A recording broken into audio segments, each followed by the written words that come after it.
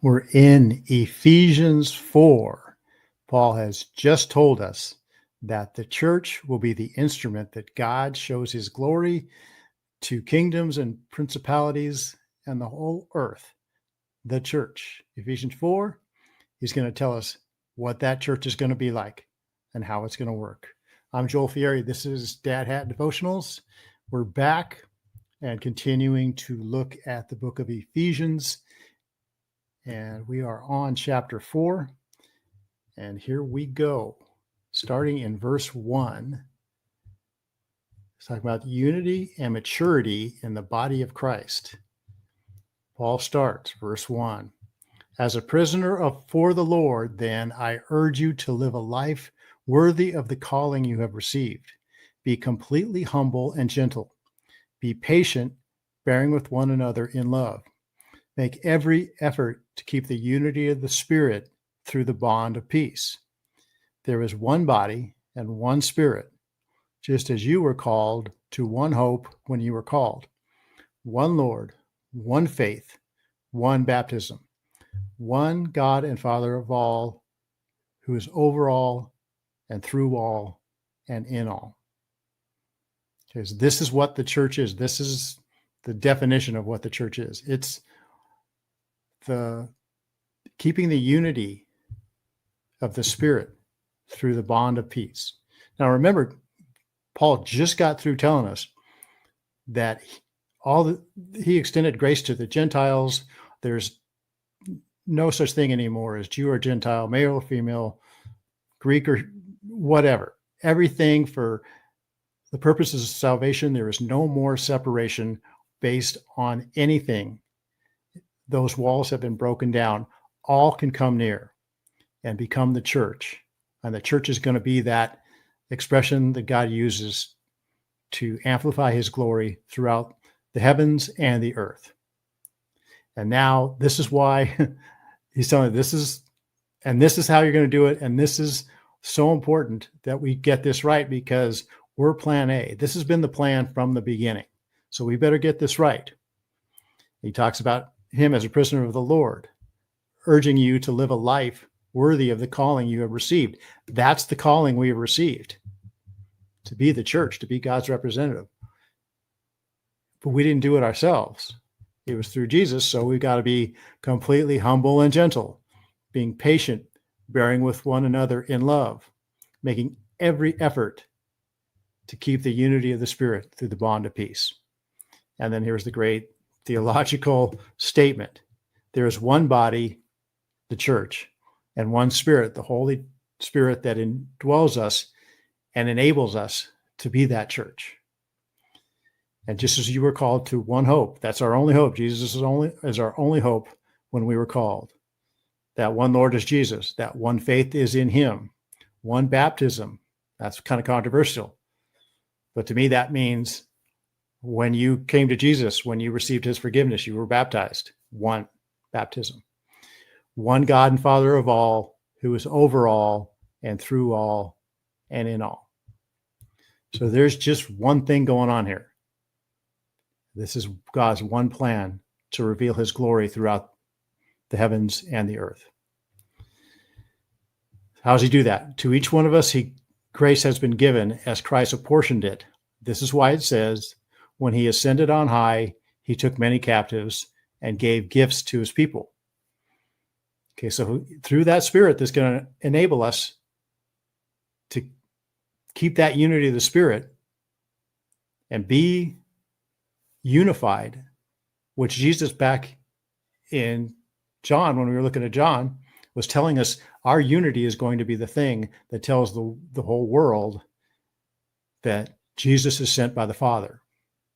So this ties right back into what we were talking about a few months ago after the Last Supper, when Jesus was talking about how important it is that the church be unified. He even prayed to the Father, Father, make them one as we are one, so the world will know that you sent me. Again, this is all him using us together. Plan A, from the start.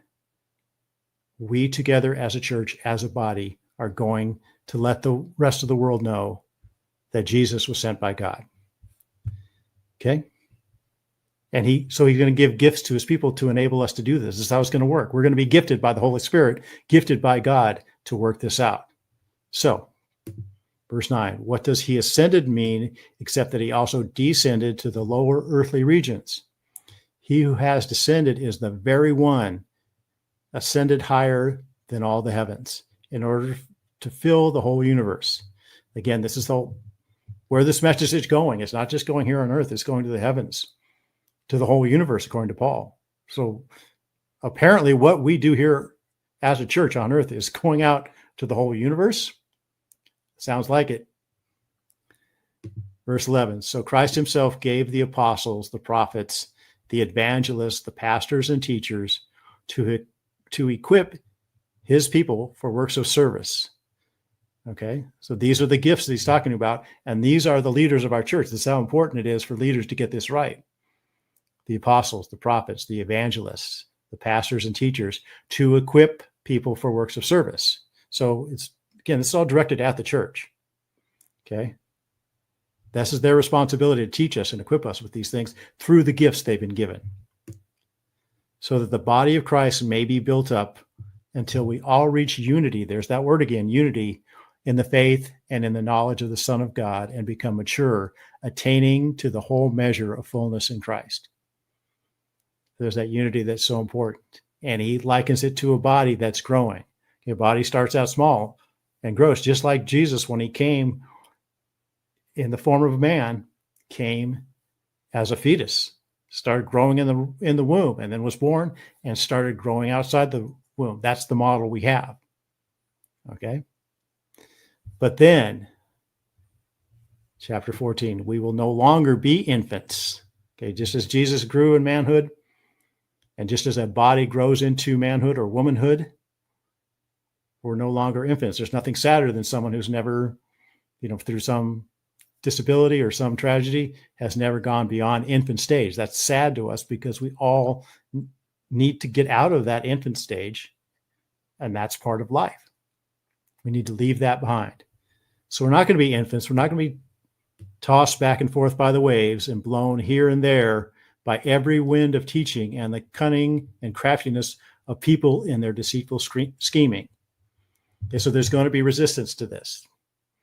And there are a lot of people today who are tossed back and forth and blown here and there by every wind of teaching by cunning and crafty people who are deceitful and schemers. And this is, I'm sure he's talking about Satan here, or people that Satan is using to sow confusion and false teaching. So the idea is, as we grow from infants to be a mature body, we don't fall for this kind of stuff. Partly because those pastors and teachers and evangelists up in verse 11 have taught us well and equipped us in verse 12 for works of service, so the body of Christ may be built up. Okay? Got it right here. Okay? End of verse 12. So that's where those pastors and teachers using their gift come in and make sure we don't fall for these false teachings and this craftiness and scheming. Verse 15, instead of confusion and falsehood, speaking the truth in love, we will grow to become in every respect the mature body of him who is the head, that is Christ. Now, a lot of people say we need to speak truth in love to the world, but this is saying we need to speak truth in love to each other as Christians. So this is where truth and love cannot be divided. There is no dichotomy between truth and love. I don't care what anybody says. Okay. We speak truth in love. And that's how we will grow together to become in every respect the mature body of him who is the head, that is Christ. So it's truth and love. From him, the whole body, joined and held together by every supporting ligament, grows and builds itself up in love as each part does its work. Okay. So this is the body, this is the church that Christ has chose and God has chose to tell his story through. And we're it. And this is how it's supposed to work.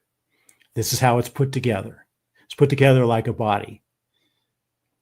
Okay. In other passages, he talks about, the eye can't say to the foot, I don't need you. The ear can't say to the hand, we need each other, because a body to grow, be healthy and strong needs every part of the body doing its assigned part. If the ear starts becoming the heart, that's not going to work. Okay. Or whatever you would want to say. The hand can't be the nose, or whatever. Think of whatever analogy you want. But this is God telling us, this is how he told us in chapter 3. This is Paul telling us in chapter 3 that we're the ones, the church, that God is going to use. And this is how the church is structured. This is how God sees the church as his body. Hope that's clear. Next week, I will keep reading further in the second half of Ephesians 4. But for now, hope that makes sense. Leave me a few comments if you want, and I will see you next week for another Dad Hat Devotional. Thanks for listening. Bye. Hey, it's Joel here. If you enjoyed this, you know what to do. Go ahead and hit that like button, subscribe, and share it with someone who might need to hear it. And if you disagree or have a different thought, please leave a comment. I'd love to hear what you think. Thanks for watching.